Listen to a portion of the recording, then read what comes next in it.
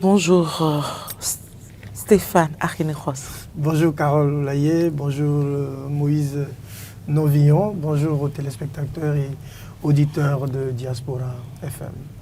Bonjour Moïse Novillon. Bonjour Carole Oulaye, bonjour Stéphane Archineros, ravi de vous retrouver une fois de plus ce matin. Merci d'avoir accepté de remplacer Hugues Hector Zogo empêché ce matin. Tout le plaisir est pour moi. Alors, nous allons démarrer avec le tout premier sujet. Il s'agit des propos de Paul Rompé. 10 ans de la rupture, Paul Rompé inquiet de l'état de la démocratie. Paul Rompé inquiet de l'état de la démocratie. Alors, je ne sais pas qui donner la parole en première position, mais comme à l'accoutumée, ce sera vous, Stéphane Archineros. Dites-nous, Paul Rompé doit-il aujourd'hui être inquiet de l'état de la démocratie béninoise?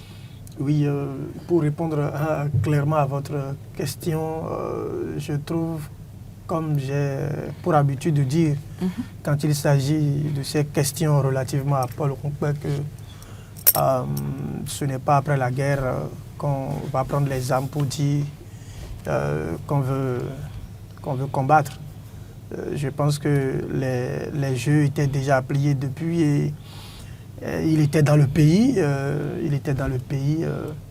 Donc je me pose la question pourquoi ce réveil, si réveil il y a, pourquoi ce réveil tardif, pourquoi c'est maintenant que Paul Rompé comprend que bon, il y a des lois qui ne favorisent pas l'inclusion dans le champ politique, pourquoi c'est maintenant il voit qu'il y a des menaces à la démocratie, est-ce à dire que c'est maintenant qu'il prend toute la mesure de l'enjeu que cela requiert. Cela reste pour moi une question. Mais au-delà de ça, je pense que sa démarche n'est pas mauvaise en soi. Sa démarche n'est pas mauvaise en soi parce que cela participe de l'animation de la vie politique. Et il ne peut en être d'ailleurs... Voulez-vous dire qu'il est en train de jouer un rôle comme... à l'accoutumée? Oui, je veux dire clairement qu'il est en train de jouer un rôle et qu'il devrait d'ailleurs jouer ce rôle-là pour permettre que la vie politique soit animée. Parce qu'on préfère un Paul Rompé qui de temps en temps sort et titille un peu les choses sur la scène politique qu'un Paul Rompé qui se mue dans un silence qu'on ne comprend pas et qui ne l'arrange d'ailleurs du tout pas en tant que candidat et challenger. Pourquoi maintenant? Oui, pourquoi? Est-ce que c'est le moment pour Paul Rompé de parler des problèmes liés à la démocratie béninoise? Oui, j'essayais de répondre à la question en disant que pour moi, on aurait aimé ou j'aurais aimé voir Paul Rompé à une certaine époque où la tension avait monté d'un cran, où conférence épiscopale, Parti les démocrates et d'autres acteurs de la société civile parlaient un peu du code électoral, on aurait pu voir un Paul Rompé aux côtés du Parti LD, aux côtés de la conférence épiscopale, même si ce n'est pas pour dénoncer, même ne serait-ce que donner son avis. Mais tout le temps, il a fait l'option de se confiner dans son mutisme, n'est-ce pas, donc habituel. Il a peut-être compris qu'il est seul aujourd'hui sur la scène, puisque le Parti Les démocrates est out, et donc il est seul sur la scène. Et s'il ne s'inscrivait pas, n'est-ce pas, donc dans ce rôle-là, ça va être compliqué pour lui. Et l'autre chose que je vois également, je considère cela comme une opération de charme, une communication de charme politique pour attirer l'attention des populations sur lui. Et je pense que c'est de bonne guerre. C'est de bonne guerre si il peut rester, n'est-ce pas, donc dans cette dynamique-là. On saura qu'on a quand même un candidat à l'élection présidentielle qui essaie de bousculer les choses, qui essaie de proposer un discours pour ouvrir le débat dans l'espace public et sur la scène politique. Maintenant, pour en venir au fond du message que Paul Rompé est en train de véhiculer, je pense que pour ma part, ce qu'il dit ne manque pas quand même de pertinence.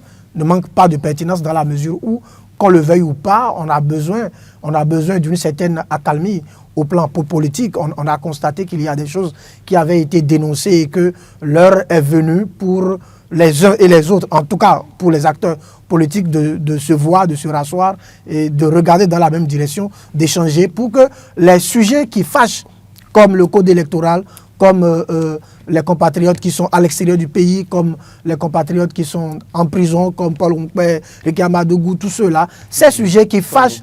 Je dis Paul Rompé, je veux parler de Joël Aïvon. Joël Aïvon.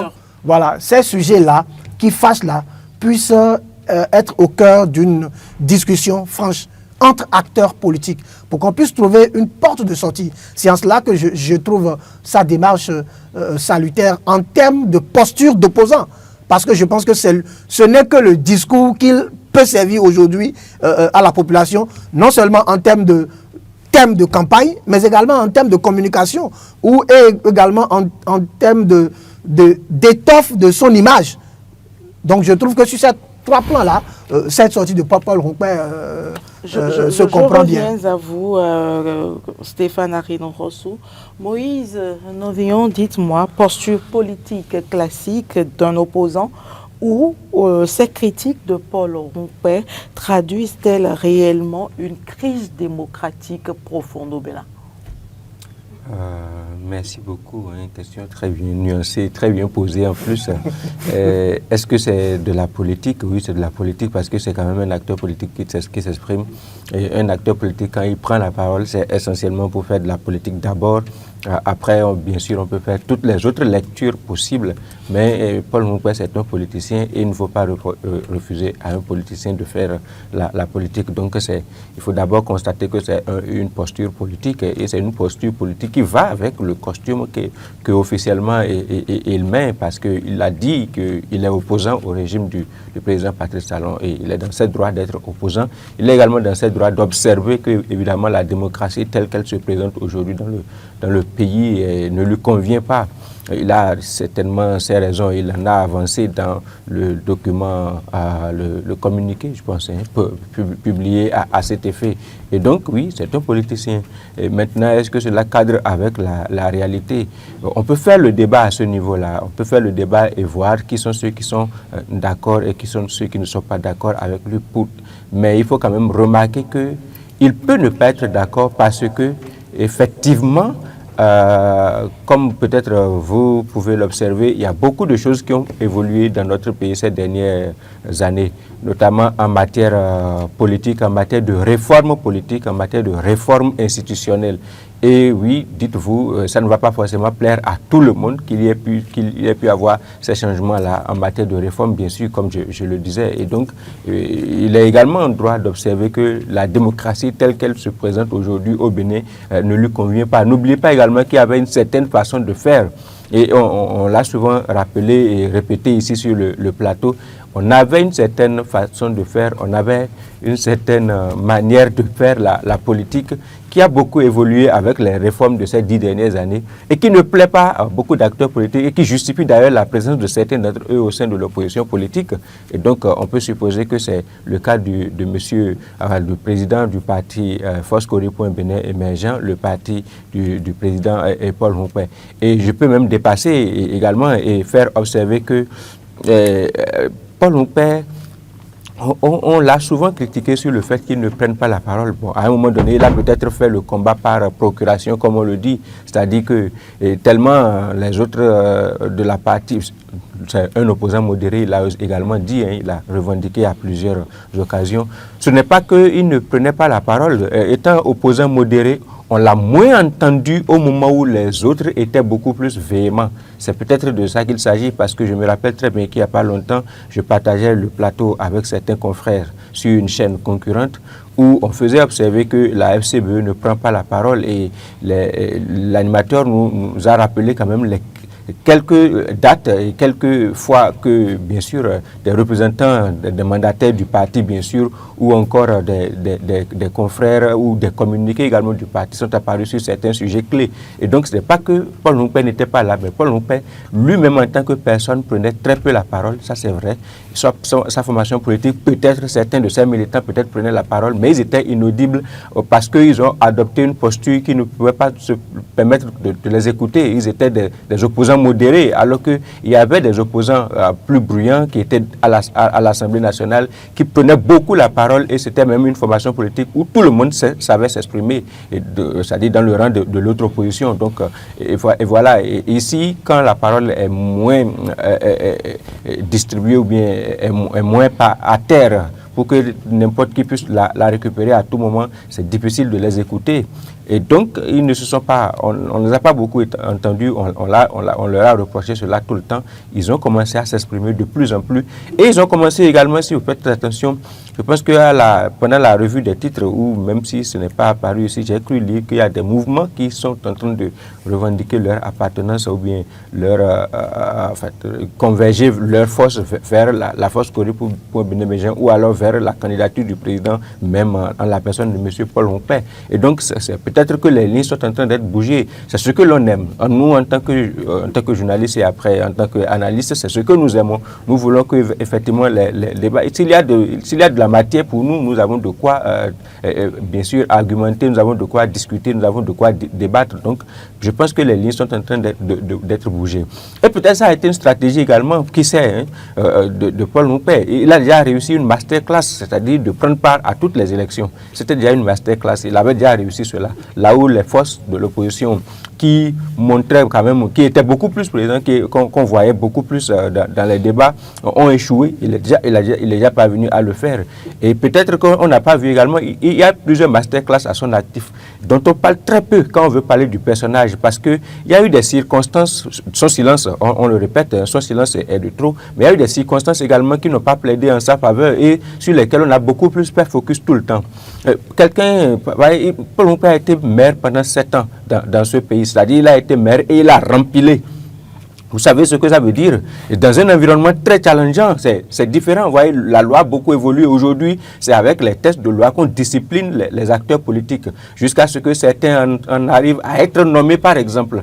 Or, en ce temps, ce n'était pas pareil. Et il est parvenu non seulement à se faire élire, mais à se faire réélire dans un contexte où un certain Mathurin Kofi Nagou était sur le même terrain que lui et où on avait même supposé qu'il aurait trahi son mentor, qui était bien sûr le professeur Mathurin Kofi Nagou dans le temps. C'est des débats sur lesquels peut-être on peut revenir, ou alors ils peuvent revenir pour donner des clarifications. Mais vous voyez, dans un tel contexte, il s'est fait élire maire. Et moi, je le rappelle chaque fois que l'occasion se présente qu'il a quelque chose à vendre. C'est juste qu'il se tait peut-être un peu trop, ou alors que ces stratégies, alors que ces stratégies ne sont pas comprises. Sinon, c'est déjà une force. Il n'a pas de bonne stratégie, tout simplement. Il a pu se faire également nommer ministre.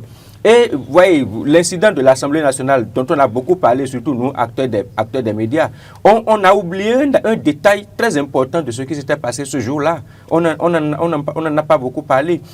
Qu'il vous souvienne, je pense que c'était l'une des toutes premières fois qu'il répondait à cet exercice-là, d'aller, bien sûr, répondre à des questions des parlementaires à l'Assemblée nationale. Et c'était dans un contexte de bras de fer avec son mentor, qui était président de l'Assemblée nationale dans le temps, c'est-à-dire le professeur Mathurin Kofi Nagou. Donc, double supplice déjà, quoi, la première fois. Donc, l'effet de la première fois, c'est tout le monde passe par là. Et également, le mentor avec qui il était en froid pendant qu'on le faisait ministre également était là. Et troisième aspect, c'est qu'il prenait la parole pas pour son portefeuille. Ça, c'est un détail dont on n'a pas beaucoup parlé. Il prenait la parole au nom d'un autre. Je pense que c'était le ministre de l'Agriculture qui était absent et il devait répondre à son nom. Et apparemment, il s'est mélangé dans les documents qu'on a apprêtés pour lui à l'occasion. Mais comme vous voyez, la tendance, le challenge, les défis, on a beaucoup plus à insister sur le tract qu'il a eu. Encore que cela n'aurait pas dû sortir si ce n'était pas dans un contexte politique où il fallait donner des coups. Et donc ça, c'est des détails. Donc, Paul Hongpin, il a quelque chose à prouver. Et moi, j'aurais aimé, je voudrais surtout que, bien sûr, dans son écurie, dans son groupe, il puisse davantage mettre en avant les atouts, les qualités de l'homme. Un enseignant qui est parvenu, qui est arrivé en politique et qui a fait le parcours qui a été le sien. Et même à l'intérieur du parti, FCBE, on dit beaucoup que Paul Hongpin et ses amis, bien sûr, ont trahi peut-être la personne de Boniaï parce que c'était Boniaï le président. Mais en réalité, avec recul, on peut encore faire le débat à ce niveau. Paul Hongpin était l'un des secrétaires exécutifs nationaux du parti. Et n'oubliez pas le débat qui se faisait dans le temps. Au moment où il fallait faire le bureau, quand il s'était retrouvé à Parakou en 2018, vous vous souvenez très bien, pour faire le congrès et prendre Djenotin comme le secrétaire exécutif national. C'est que Yahi Boni était du nord et il fallait trouver l'équilibre avec des secrétaires exécutifs qui devraient venir du sud. Et donc, normalement, quand un certain Djenotin qui a pris la tête quitte, par exemple, et se retrouve en exil dans la hiérarchie et dans les normes des choses, quelqu'un comme Paul Hongpin était déjà pressenti pour être naturellement le secrétaire exécutif du parti. C'est peut-être un gardien qu'il a été pour le parti et il n'a pas été compris. Vous avez vu tout ce que les autres avec lesquels Yahi Boni est allé s'acoquiner pour faire LDA par la suite. Vous avez vu tous les problèmes qu'ils lui ont créés. FCBE tient jusqu'aujourd'hui et il y a des ténors dans le parti. On est surpris de ne pas voir par exemple les El Farouk Soumanou. C'est des politiciens, c'est des hommes politiques vraiment d'un certain calibre. Ils se montrent très réservés. On aurait aimé les voir de plus en plus, les écouter de plus en plus, prendre la parole, défendre le parti. Le parti a quelque chose à prouver. Ils peuvent valablement challenger Romuald Ouada ici sur le terrain. Peut-être qu'ils ne sont pas totalement d'accord avec les stratégies de Paul Hongpin. Non, on n'a pas ce sentiment-là parce que la dernière fois, ils étaient tous candidats. C'est juste qu'ils ont choisi d'adopter une posture de modération comme ils le disent. Alors, Stéphane Arinou-Rossou, vous étiez en train de faire la nuance tantôt en disant que Paul Hongpin n'a pas totalement tort en affirmant ses propos. Alors, en quoi, ça m'inspire une question bien évidemment, en quoi les réformes institutionnelles et électorales mises en place depuis l'avènement de la rupture en 2016 ont-elles modifié le fonctionnement démocratique? Oui, merci pour la question assez pertinente. Mais avant de répondre à la question... Non, allez-y pour la question, parce que vous avez l'habitude de revenir à chaque fois en arrière. Répondez à la question et après, vous allez revenir sur les apports, les arguments de Moïse. D'accord, merci.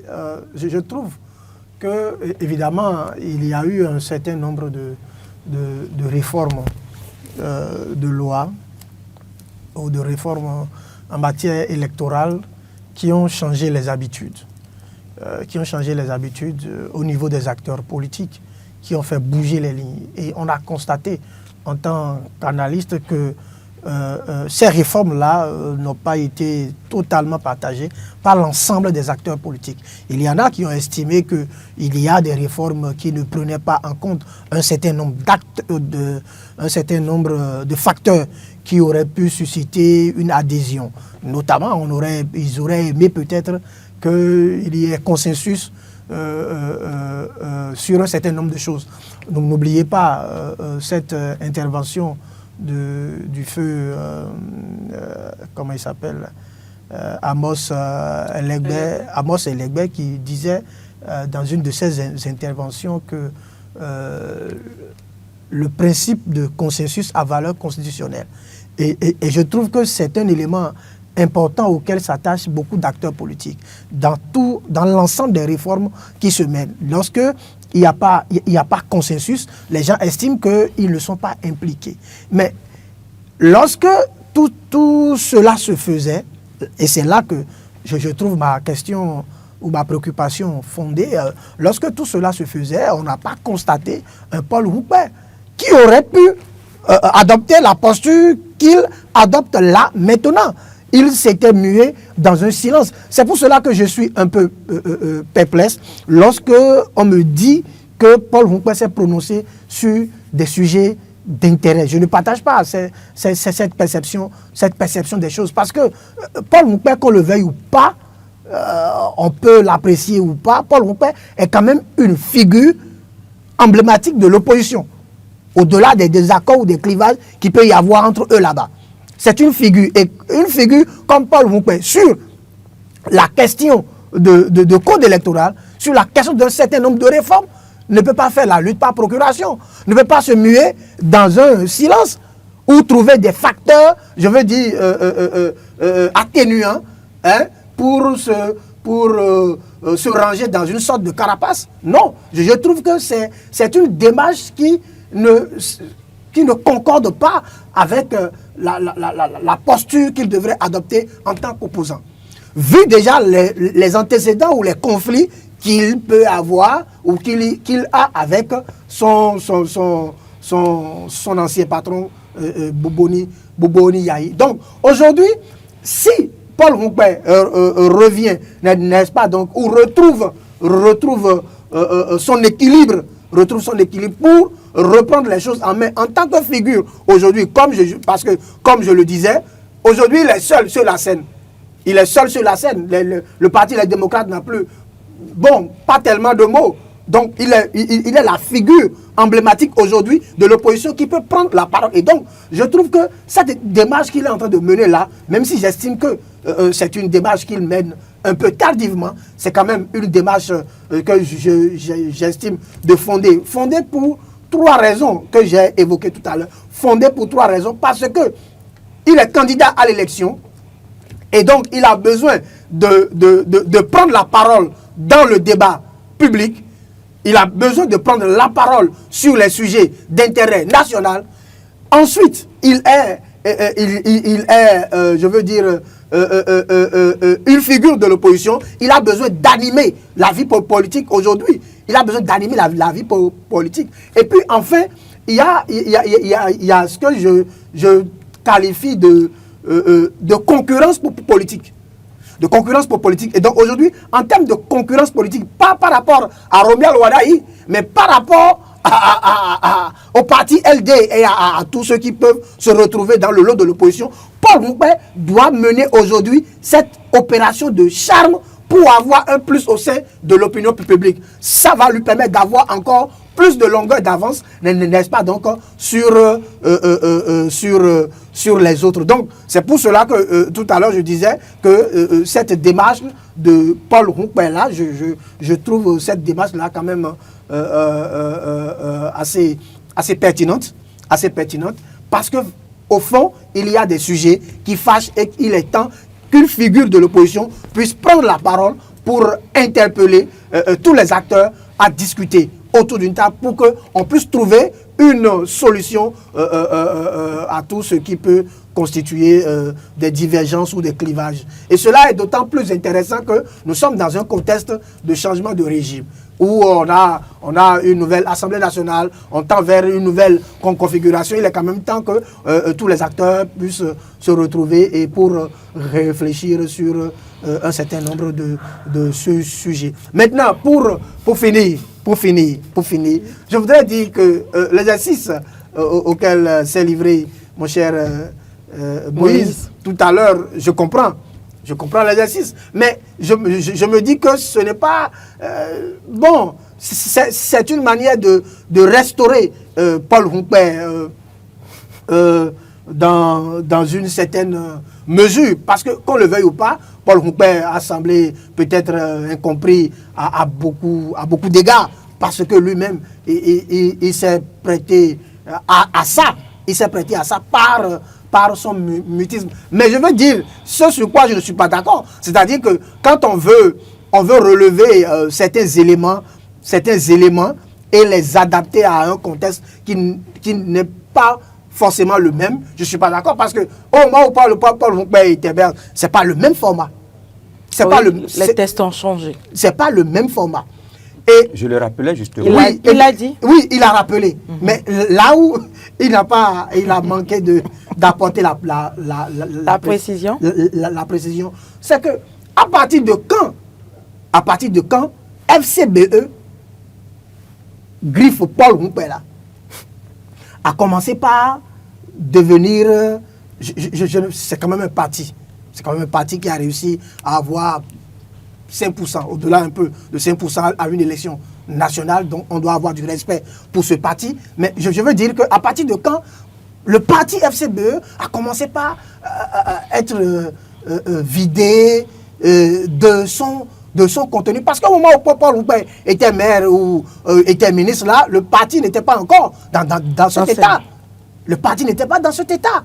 Alors, c'est à partir du moment où Paul Roupé a pris les rênes avec beaucoup de confusion, beaucoup de problèmes, beaucoup de quiproquos, beaucoup de malcompréhension, que les choses ont commencé par aller, je vais dire, décrescendo, n'est-ce pas, donc pour ce parti. Et puis, les acteurs dont il a fait cas, comme El Farouk Soumanou, Garba Yaya, qui sont quand même des acteurs d'une certaine trempe.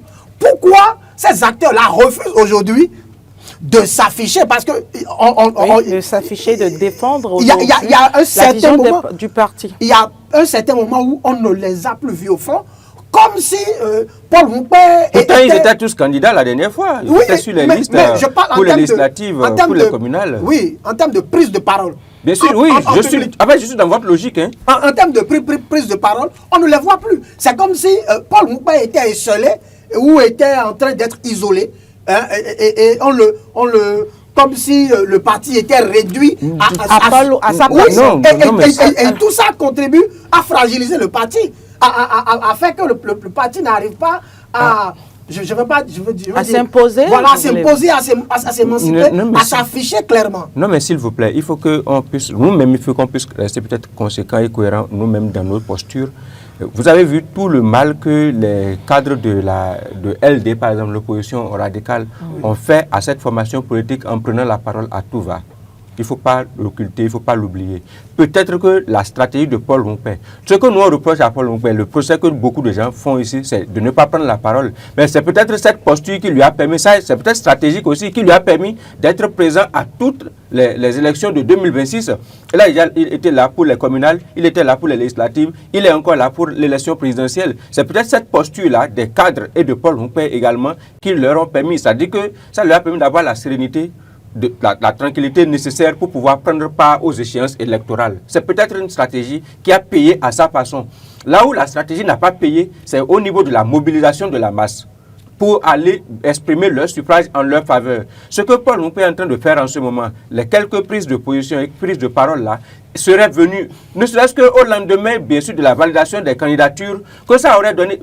Imaginez qu'ils soient présents comme cela dans l'opinion et dans le débat. Et c'est là qu'ils ont péché, en fait. Et je suis d'accord avec vous sur cette partie-là. C'est-à-dire que si c'était arrivé un peu plus tôt, ça aurait servi, en fait, à animer davantage le débat au niveau des électeurs. Et ça peut peut-être semer encore un peu plus de doute, parce que pendant tout le temps, on a dit ils sont cooptés, et eux-mêmes n'ont pas apporté, en fait, d'autres sons de cloche au moment où il faut. Peut-être qu'ils ont calculé, ils ont fait le jeu du timing pour pouvoir faire valider leur dossier à toutes les élections. Ça leur a réussi. Mais dès le lendemain, ils devraient déjà réussir à commencer automatiquement par prendre leur position pour que les électeurs puissent avoir la possibilité de se décider.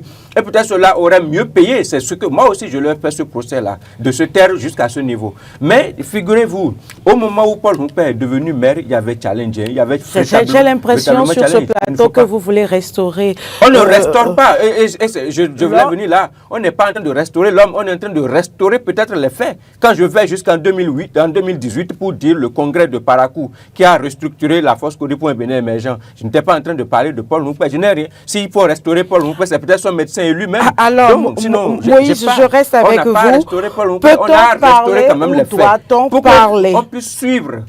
Moïse. Oui, je vous écoute, s'il vous plaît. Vous avez dit que vous n'étiez pas en train de restaurer l'homme. Oui, non. Nous allons poursuivre avec les questions sur ce plateau. Oui. Alors, peut-on parler ou doit-on parler, si vous voulez, d'un renforcement ou d'un affaiblissement du pluralisme politique au Bénin? Non, mais il n'y a pas. S'il y a renforcement ou affaiblissement, c'est pourquoi ma position, depuis un certain temps, surtout quand il s'agit de parler de l'opposition, n'est pas très bien comprise. Et moi, je fais une consultation à la limite gratuite pour l'opposition politique. Je n'ai aucun intérêt. Moi, j'ai demandé, par exemple, sur ce plateau, à ce que l'opposition politique en général, parce que là, on vient de parler de Paul Roupé tout le temps, on l'a suffisamment macheté. Et j'ai dit à un moment donné, il faut qu'on arrête avec ça. Ça ne va pas donner quelque chose. Peut-être que les gens... Non, s'il vous plaît, peut-être que les gens... On ne fait que des analyses. Bien sûr, sur ce oui, bien plateau. sûr. On a dénoncé, ils n'ont pas parlé, ils n'ont pas pris la parole, ils ont fait ci, ils ont fait ça. Mais peut-être, moi, je fais l'exercice de restauration des faits pour qu'on puisse voir à quel niveau on a trébuché. Et moi, je dis, c'est toute l'opposition politique qui est en train de pécher. Ce qu'on est en train de reprocher à Paul Ronquet en ce moment-là, en réalité, c'est toute l'opposition politique qui est... Parce que où est la stratégie de l'opposition politique dans sa globalité? Il n'y en a pas. On ne peut pas être... Vous voulez votre existence en tant que formation politique, c'est de récupérer, d'exercer le pouvoir d'État. C'est beaucoup de stratégies. En plan A, en plan B, en plan C, en plan D. Si ce n'est pas vous, ça peut être Stéphane. Si ce n'est pas Stéphane, ça peut être moi. Si ce n'est pas moi, ça peut être quelqu'un d'autre. L'opposition, en réalité, moi, en 2019 ou en 2020, si je ne me trompe pas, si mes souvenirs sont bons, au champ d'oiseaux, j'étais là quand l'opposition politique s'était réunie dans la salle pour dire on a maintenant un code de conduite unique. Le président Soglo était dans la salle là et le président candidat Azanaï, qui est en prison aujourd'hui, avait lu carrément un discours qu'ils ont dit qu'ils vont adopter comme charte de l'opposition ou alors manifeste de l'opposition et que ça allait être la base sur laquelle ils allaient rouler ensemble. Vous imaginez, dès qu'ils sont sortis de la salle, tout est parti, et tout est parti en miettes, et c'est la même chose qui continue là. Qu'est-ce que cela empêche? Je ne sais pas quelles sont les démarches qui sont faites dans les coulisses et dont on est, mais en quoi est-ce que cela les empêche de parler entre eux, entre acteurs de l'opposition politique? En quoi ça les dérange si véritablement la cause, c'est d'abord le Bénin? Si la cause, c'est la démocratie du Bénin, si véritablement c'est le cas, en quoi ça les dérange de voir le seul joker qui est encore dans la balance? De discuter avec lui. Et j'ai dit ici sur ce plateau, c'est pourquoi je ne restaure personne. Je rappelle toujours les faits. La dernière fois, la restauration de Paul Ronquet. Oui, j'insiste là-dessus parce qu'on se connaît dans la profession. C'est la raison pour laquelle j'insiste là-dessus. La dernière fois, je disais ici qu'ils sont tous des Béninois. Et on a vu ce qu'ils ont été capables de faire. Que ce soit dans les démocrates, que ce soit dans la résistance, que ce soit dans ci ou dans ça. Et Paul Ronquet aussi est béninois. S'il dit qu'il est opposant, il est opposant. Il n'y a pas de débat à faire là-dessus. S'il dit qu'il a pu être candidat au nom de l'opposition, il est candidat au nom de l'opposition. En quoi cela dérange les opposants s'ils ne peuvent pas être un tout petit peu, mettre un tout petit peu leur ego de côté? Alors, je leur ai démontré comment je repose ma question. Et votre question, justement, j'en arrive là. Voilà. Patrice Talon leur a fait la leçon. Ceux qui sont partis de leur formation politique, Patrice Talon n'a pas attendu pour les récupérer parce qu'ils connaissaient leur poids, ils connaissaient leur volume. Et ils savaient que s'ils les récupéraient, qu'ils entraient dans les écuries qui se réclament de la mouvance présidentielle, ça allait payer sur le terrain. Et ça a payé. Tous sont partis à l'Assemblée nationale. Tous ont permis aux formations politiques dans lesquelles ils sont rentrés d'amener le pion au parti de l'opposition sur le terrain politique lors des élections. Et pourquoi eux, ils sont incapables de ranger un peu leur ego et de faire, même si ce n'est pas moi, s'il y a encore quelqu'un dans la balance, on mutualise les efforts et on permet à ce que la personne puisse avoir la possibilité de renverser les tendances. C'est possible. Et ils pourront aller titiller la mouvance dans cette posture-là. Mais rester tels qu'ils sont là. Eux tous, ils sont en train de courir à leur propre perte. Personne parmi eux ne va réussir à... Alors Stéphane, la même question pour vous. Oui, vous m'excusez. Donc il n'y a pas d'affaiblissement, c'est l'opposition. Même si s'affaiblit, il n'y a personne qui les affaiblit. Je vais quand même dire deux choses dans le sens de la question que vous posiez. Si affaiblissement il y a, je pense que c'est l'opposition même qui, au fil du temps, des circonstances et des événements, s'est affaiblie. Mais le plus important, regardez... Quel rôle ont joué les réformes alors? Non, mais vous savez, les acteurs politiques sont dans leur champ. Et dans leur champ, les acteurs politiques sont capables de se donner les coups. La politique, ce n'est pas un jeu d'enfant de cœur. La politique, ce n'est pas un jeu d'enfant de cœur. C'est un lieu où on croise les intérêts, et Moïse le disait, on développe des stratégies. Et c'est la stratégie de celui qui aurait été plus fort qui passe, et c'est lui qui s'impose sur le chantier politique. Et c'est là que les opposants ont raté les coches, comme on le dit. Et donc, voyez-vous, au-delà même de la question d'ego, il y a ma thèse sur laquelle je ne suis pas souvent compris, qui est que il ne faut pas faire la nuance entre les agrégats ou les intérêts des acteurs politiques et les préoccupations essentielles des populations. Les acteurs politiques ont leur intérêt. Et quand ils veulent mener les combats, ils prennent ces intérêts-là au devant. Mais comme les populations ne vont pas se retrouver dans leurs intérêts, qu'est-ce qu'ils font? Ils récupèrent les intérêts, les préoccupations des populations qu'ils insèrent dans leur discours pour faire du vernissage, pour tromper, pour manipuler. Et alors, ça, c'est pas l'opposition. Voulez-vous dire là où Stéphane Akinourossou, oui, que l'équilibre des pouvoirs est resté intact depuis l'arrivée de la rupture? Mais l'équilibre des pouvoirs devrait même devrait être ce qui doit guider le champ politique. Et l'équilibre... Mais est-ce que c'est ce que nous observons? Non, mais allons-y pas à pas. Allons-y pas à pas. Je viens à votre question. Je ne suis que votre raisonnement sur ce plateau. Oui, je ne suis pas. Allez-y. Je viens à votre question. Mais je dis ceci. Le chef de l'État, par Patrice Talon, a donné une leçon. Et si vous lisez bien... Ça, tout le monde est d'accord sur ce point. Et si vous lisez bien, il est le seul chef d'État qui a pu exercer le pouvoir pendant 10 ans et qui a relevé 2 défis majeurs. Un, il a réussi à placer un dauphin qui probablement, sauf cataclysme, prendra le pouvoir. Premier élément. Deuxième élément, il est le seul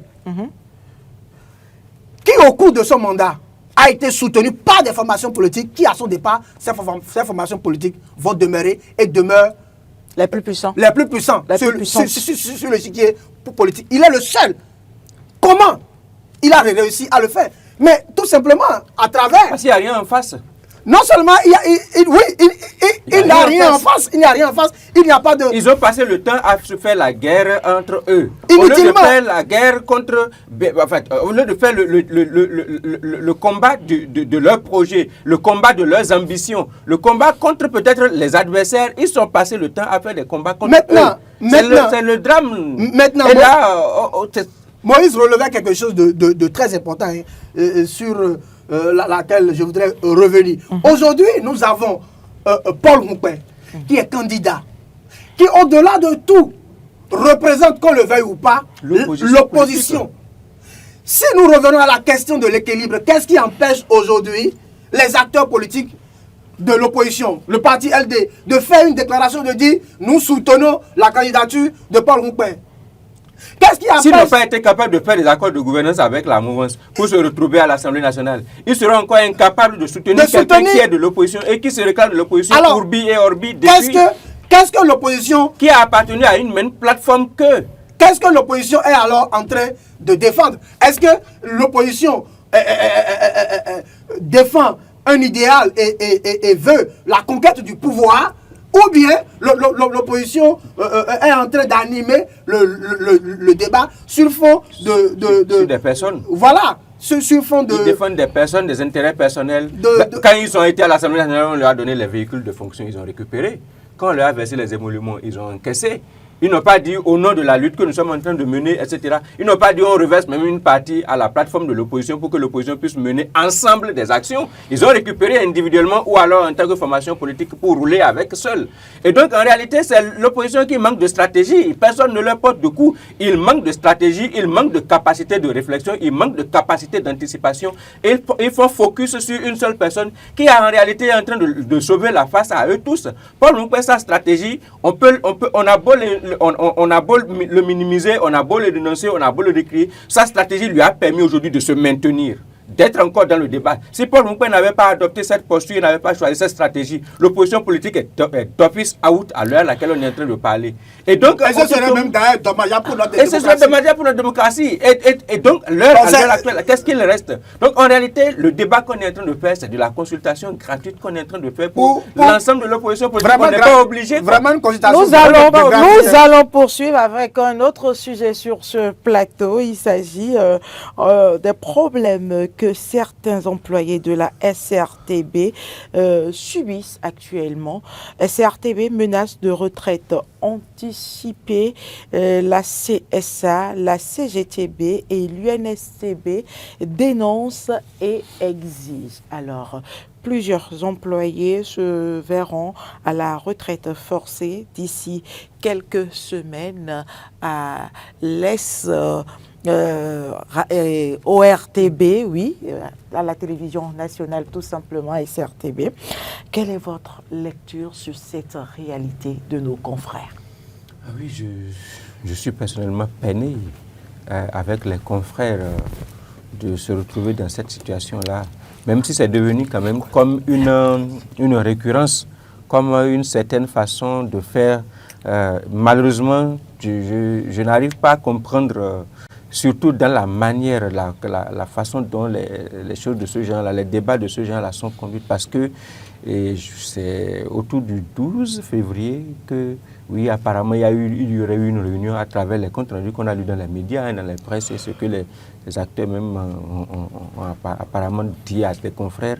Il y a eu une réunion comme cela et on leur annonce que dès le 28 de ce mois, donc du même mois déjà, et c'est ce que les confédérations syndicales, notamment je pense que c'est Matin Libre qui en a parlé, ouais. CSTB, plusieurs autres voilà, CSA, l'UNSTB, voilà. Donc je pense que la manière pose, personnellement la manière, c'est vrai, c'est des confrères, mais ce n'est pas parce que c'est des confrères que la manière me pose problème. La manière me pose problème parce que nous sommes des humains avant tout.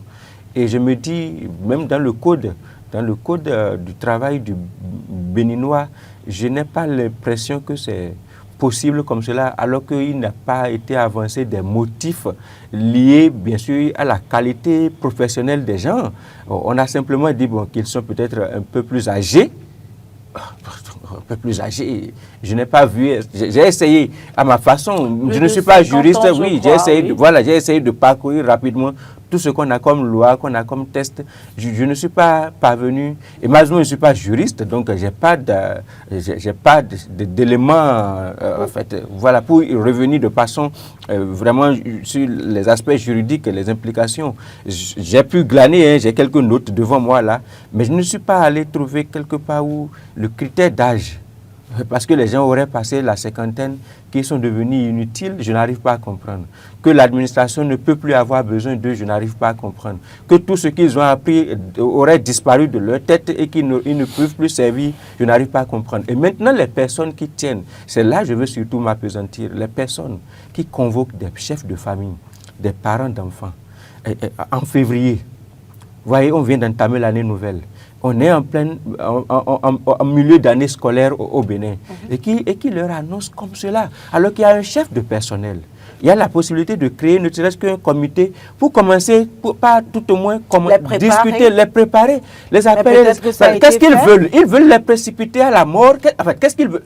Je comprends que professionnellement, on n'ait plus besoin d'eux. Je peux même comprendre jusque-là. Mais que l'on leur annonce comme ça, que le 12 février, et que ce soit la première fois qu'on tienne la rencontre, parce que c'est ce qu'on a pu lire, on tienne la rencontre avec eux, et qu'on leur annonce. Les personnes qui sont en train de se comporter comme cela, là, ils ont du sang qui coule dans leurs veines, qu'est-ce qu'ils ont qui circule dans leur organisme? En fait, les postures et les positions que nous avons aujourd'hui ne doivent pas nous empêcher d'oublier ce qui peut arriver demain et 50 ans. Ce n'est pas une faiblesse. C'est une grâce que de passer la cinquantaine. Et donc, je pense que les personnes qui sont en train de goûter les cinquantenaires dehors, là, s'ils n'ont pas encore 50 ans, ils doivent être en train de prier pour avoir 50 ans un jour. Et si on les traite de cette façon-là un autre jour, je suis peiné, c'est cet aspect-là particulièrement qui me peine dans la... Si réellement les choses se sont déroulées ainsi, c'est-à-dire qu'on a convoqué des professionnels et des chefs de famille à une réunion, un 12, pour leur annoncer que le 28, c'est-à-dire le dernier jour du mois, qu'ils sont désormais sans emploi et qu'ils doivent perdre leur emploi parce que, au motif de ce qu'ils sont peut-être très âgés. Et peut-être il y a des raisons économiques, bien sûr, sous-jacentes, je veux admettre ça. Mais, encore que c'est le service public. C'est le service public. C'est l'impôt à nous tous qui gère cela. Est-ce que nous, on va être d'accord effectivement qu'on précipite comme cela de cette façon-là des parents d'enfants, des chefs de famille à la retraite? C'est délicat en fait. C'est un peu. Je me mets à la place de ces confrères-là. C'est vrai qu'il est désolé. Je suis vraiment désolé, vraiment peiné. Je pense que je partage cette même peine. Je me mets un peu à la place de ses confrères, probablement nos aînés qui se retrouvent dans cette situation un peu difficile, on ne peut qu'en ces moments-là leur souhaiter, je veux dire, beaucoup de courage, parce qu'il faut beaucoup de courage pour supporter une telle information, surtout quand on voit un peu la brutalité, un peu avec laquelle on leur annonce cette information. Vous savez, l'emploi, c'est quand même une partie intégrante de notre vie. Celui qui vous arrache votre emploi. De notre existence. Et donc, du coup, quand on vous l'arrache comme ça, c'est comme si on écoutait votre vie. Mais je voudrais quand même dire sur un peu ce que Moïse disait, parler de... Vous voyez, il y a la procédure. Voilà. Quand on veut remercier des gens qui ont passé des années à servir l'État, il y a quand même, je trouve qu'il y a quand même la méthode. Il faut les préparer pour d'abord. Ensuite, quels sont les critères? Ceux qui ont été choisis là, quels sont les critères de sélection? Critères d'âge. Si c'est seulement critères d'âge, il y a un problème.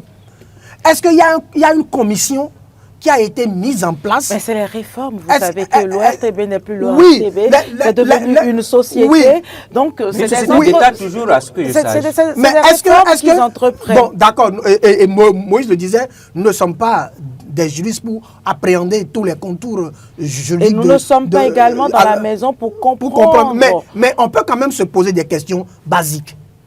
Est-ce que ce qui se fait là concorde avec le contrat de travail qui lie ces personnes-là à la maison. À la maison, premier élément.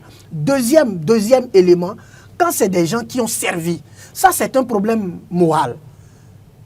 Quand des gens ont servi des années durant dans une maison, quelle que soit la nature des réformes, le minimum, se séparer de quelqu'un qui a servi, il y a un lien qui a eu le temps de se tisser. Donc, ça doit créer une difficulté. Et donc, cette difficulté devrait amener à mettre en place un dispositif d'écoute, de communication, de traçabilité et de lisibilité dans ce qui se fait, de manière à ce que ça ne soit pas... C'est comme quelqu'un le disait hier dans les commentaires, qu'il fallait à Kérébourou, comment la directrice s'appelle, pour jouer ce rôle-là, parce que on se dit qu'elle est à l'aise parfaitement à jouer ce rôle-là. Maintenant, on n'est pas dans sa peau, dans son âme pour comprendre, pour savoir s'il est à l'aise ou pas, mais je dis que, quelle que soit la manière dont on veut conduire une réforme... Puisqu'on le met sous le dos des réformes. Oui, vous voyez, je veux s'il vous plaît... Oui,